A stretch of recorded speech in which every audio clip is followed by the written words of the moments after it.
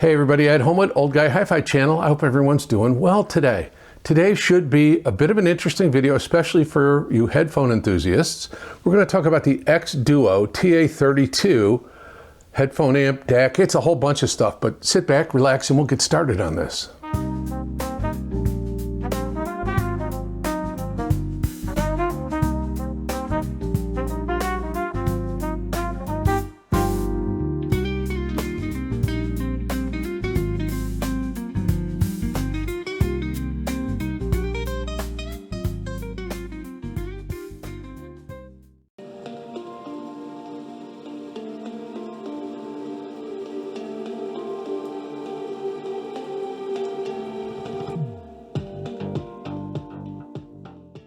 So what is the xDuoo TA-32? Well, it is a $1,000 Class A hybrid headphone amplifier, but it's more than that. It's a DAC. It's also a preamplifier. Anyway, before we get started, quick shout out to Apos Audio. They were kind enough to send me this unit. Apos Audio does not have any influence over any of my conclusions or statements. They are 100% my own, and I am a subjective reviewer. So for those of you who care about measurements, I'll put all of the specs up here while I'm talking, and I'll refer to a couple of them.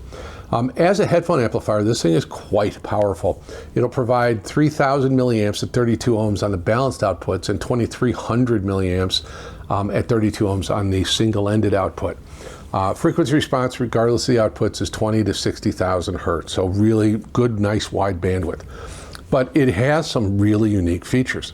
You guys have heard me talk, you've seen me do it, roll op amps.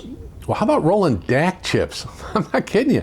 You can roll DAC chips with this. Now, I don't have any optional DAC chips, but on the bottom panel, you'll see right here around this foot, there's some screws and a panel. You can move this and swap the DAC chip module. Right now, it is equipped with a ROM chip, which I've been really interested in for a couple of years. It's a BD34301.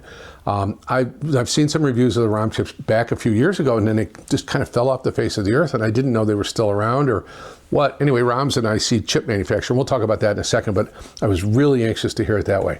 Now, as a DAC, pretty good. The ROM chip itself on USB input will do 32-bit 768 and DSD512. And on the SPDIF inputs, it will do 24, 192, and DSD64.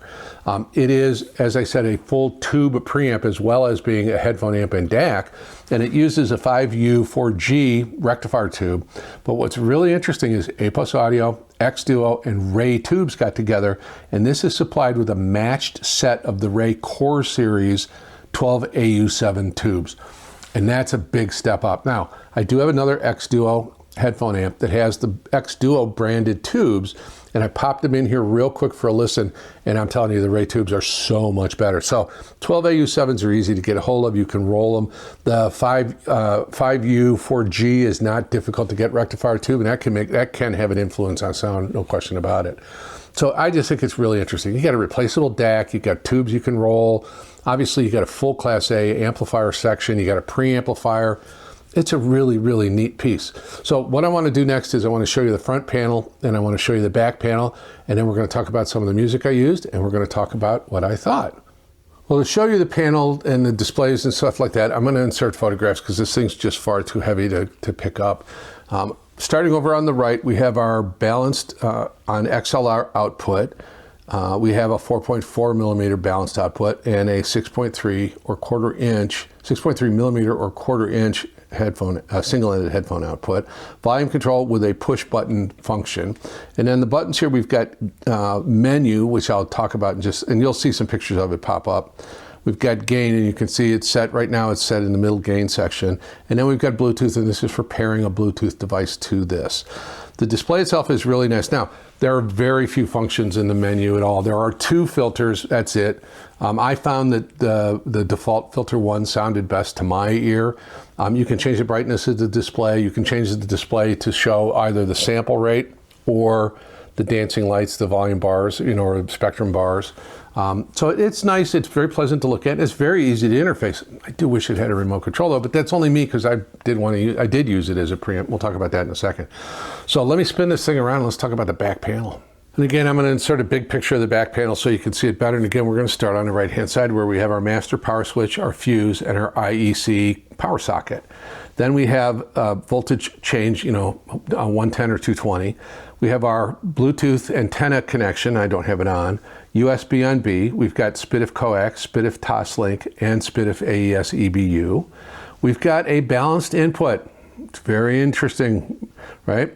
We have, this is a line level input on single-ended. This is a preamp, variable preamp output on single-ended, and this is DAC only at line level output, and then balanced out variable. Again, you can use this thing as a full-blown preamp, which is, I did, and I'll tell you all about it when we talk about the sound. So really good featured, very nice set of features. It was easy to use, really, really nice. So anyway, now let's talk about a little bit of the details on the ROM chip and some other technologies, and then we'll go on from there. Well, as you can see, the TA-32 is a really compelling product, really compelling.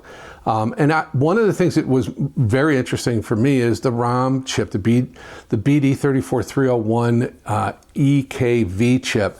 ROM's an IC chip manufacturer, and they developed a DAC chip a while ago, and there was a bunch of reviews out on it. I don't remember if it was SMSL or Topping or somebody like that, had a full-blown DAC out with that. I don't know how it's sold. I don't see any ROM chips out there anymore, which is a shame, an absolute shame, because it sounds really good. So the BD34301 EKV that's in this is a full 32-bit DAC. It is designed primarily for high-end audio applications. And I don't know if ROM supplies DAC chips for other folks. Many of the DAC chip companies supply DAC chips to other things. If you buy a brand new car and, all of these fancy cars like the Audis or Mercedes or whatever, they got a dozen speakers in it. Well, each speaker these days, instead of having a speaker wire running from a radio, is they each have an amp and a DAC. They're fed digital signals right out to the door panel to where that speaker is, or the back panel where that speaker is. So a lot of the manufacturers make mobile chips, and that's, if it's an ESS chip, it's going to be a mobile ESS chip, it's going to say K2M or Q2M. If it's an AKM mobile chip, it is going to be followed with a prefix S, only S. But ROM, this is a full-size, this is not a 5-volt chip like those other ones. This is a full-blown DAC chip like you would, big ESS 9039 Pro or the AKM 4499. It is that in that level of quality and of sonic quality as well. So it's a full 32-bit. Obviously gives you really high resolution, very precise reproduction, and that's important. It's a very low noise, very low distortion design. And also ROM gives the manufacturer the option to run filters and so forth. So xDuoo decided to put 2 filters in this one. I don't know what other filters are available. I just don't. We talked about sampling rates. The thing that's interesting about the ROM chip to me is there's a big emphasis on the analog circuitry, and they use a current to voltage conversion circuit, which means their DAC chip is a current-based chip, not a voltage-based chip. I have a thing, I don't know if a predilection or a preference for voltage-based DAC chips, which means I really like this chip. I really like a lot of the AKM Velvet Sound chips as well. So anyway, the whole idea behind the current-based chips, and then you're doing current to voltage because the internals have got to run on voltage, because remember, tubes are a voltage device, not a current device. So they use this special circuit to do so. It gives you a really smooth sound and really natural detail. Very, very good. So how does this chip compare to some of the other popular ones? Well, if I compare it to, let's say, an ES 9038 Pro or 9039 Pro or an AKM AK4499, as far as resolution, it's going to have a more natural presentation than it would have, maybe being analytical. The ESS is going to be super analytical, super cold, super, to me, energetic. The AK is going to be AKM 4499 is going to be a lot smoother and a lot more detailed than the ESS in my mind, and more in line with what the ROM chip sounds like. The ROM sounds like just a slightly warmer AKM chip, slightly warmer Velvet Sound chip. More along the lines of, let's say, a Wolfson DAC, or probably, not quite as warm as like a Burr Brown PCM 1796, which is an 8-bit multi-bit DAC chip. This has some of that characteristic, and I think this has some multi-bit in it. It is Delta Sigma, but it doesn't have that Delta Sigma glare that like ESS exhibits. Just a really, really interesting sound, really interesting chip. I really like it. And the fact that you can change your DAC chip, I think is crazy.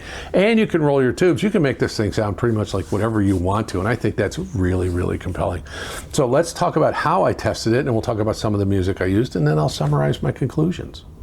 So I tested the xDuoo TA-32 with a bunch of different headphones. I used my old classic studio quality Sony MDR V6s, which are wonderful, but a little too much bass. And this has good bass, so it was just a little too much energy in the low frequencies. I also used the Massdrop 6XX from Sennheiser. Very good, this has a wonderful mid-range, and so do those headphones. We'll talk about that in just a second. I did use the FiiO FT1s at 150 bucks. That's a nice little closeback. I think that was one of the bargain headphone recommendations of the year from the guys at Headphone Channel like DMS and Josh Valora and those guys.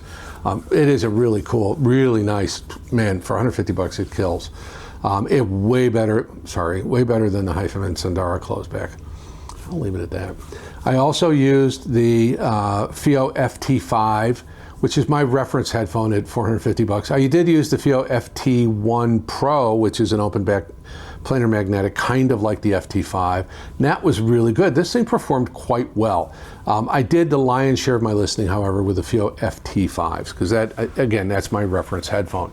I did also use this as a preamp, which is really cool. I took it in the big room.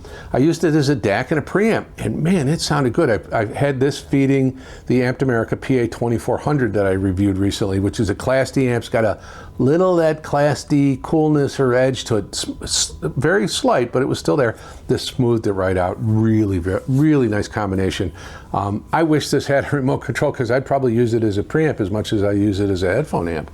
But anyway, so that's the way I tested it. I did feed it a DAC signal, USB from my PC running Artivana. I did feed it through, USB. I did go from USB on the computer to the SMSL PO100 Pro, a little $70 DDC reclocker, and then fed this SPDIF, and that worked really well. That sounded really, really good. Now, I've got some other DDCs in now, but I didn't have a chance to test them. I need to get this back to Apos Audio soon, but I tested it with that SMSL and everything sounded great. And that's pretty much how I concluded, or I wound up testing it through all the period I had it. FT5s, USB going to an SMSL, optical into this with the stock Ray core tubes. And so let's talk about some of the music I used. Well, shout out to my friend Feliciano for providing me a really good playlist called Everything Under the Sun. And this playlist does have literally everything under the sun. What a great playlist. It is in the community post. I will put a link to this playlist in the video description as well as in track links to the individual tracks I'm going to talk about, and we're going to talk about two of them. The first one I used was this track from Tracy Chapman, Talking About a Revolution. And this track, the link is to her greatest hits album, but it's off her debut self-titled album from 1988 called Tracy Chapman.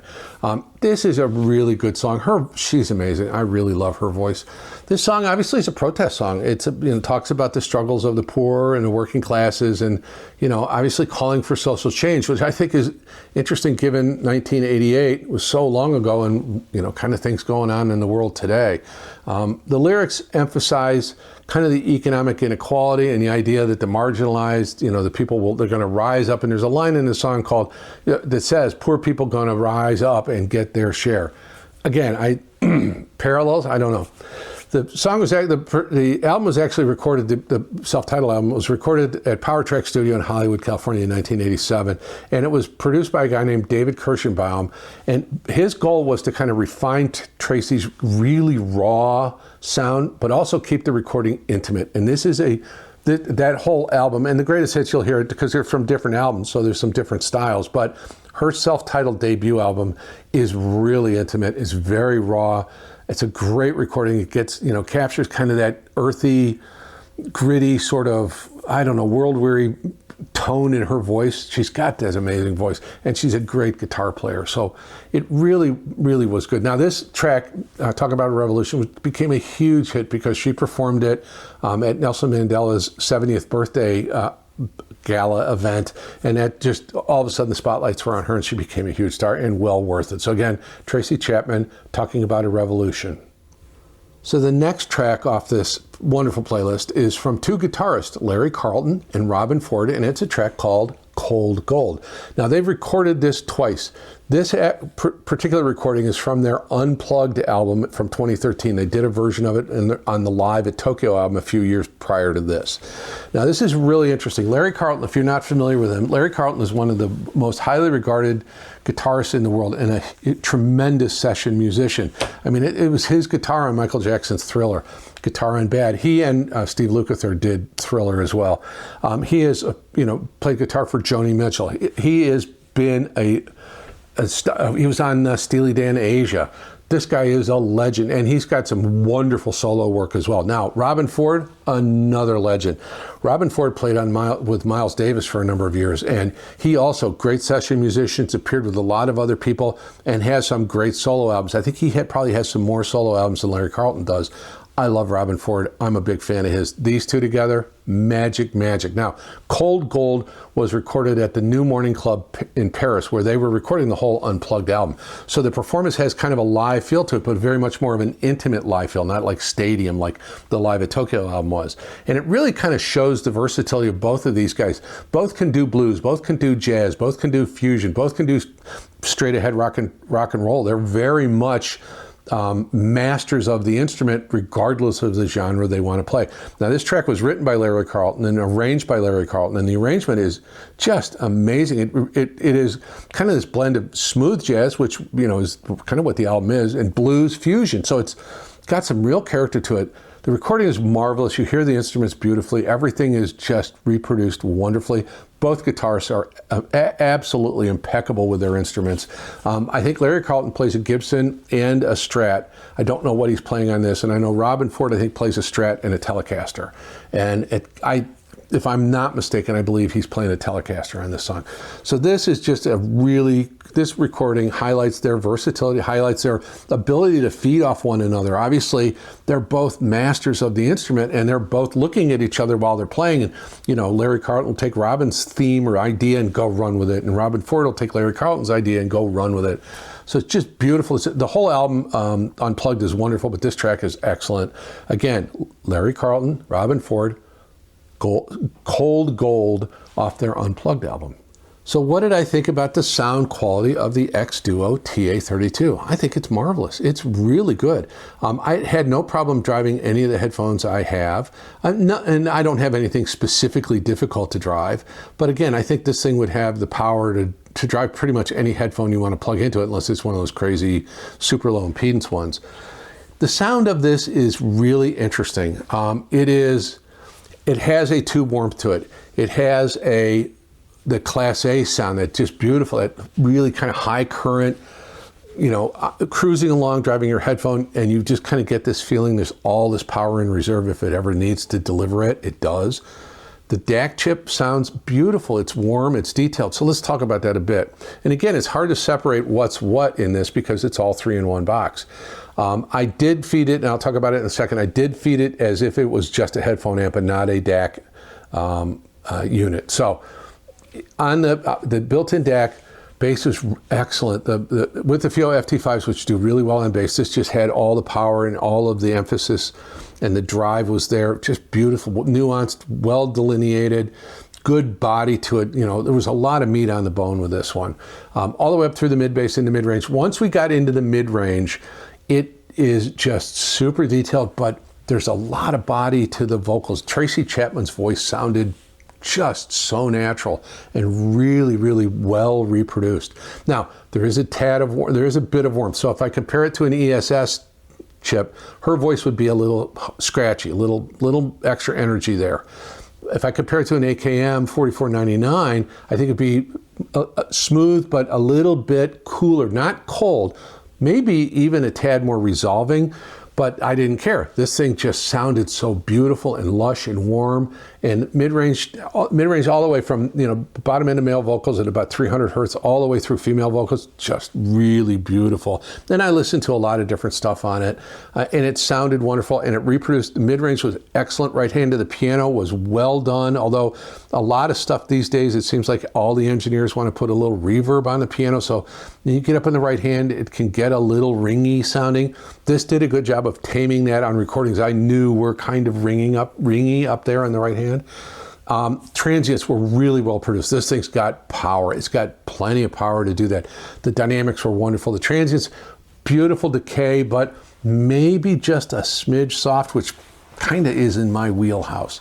Not as strident or analytic as an ESS chip, and not as kind of naturally detailed, you know, with a little bit more of an edge as an AKM chip.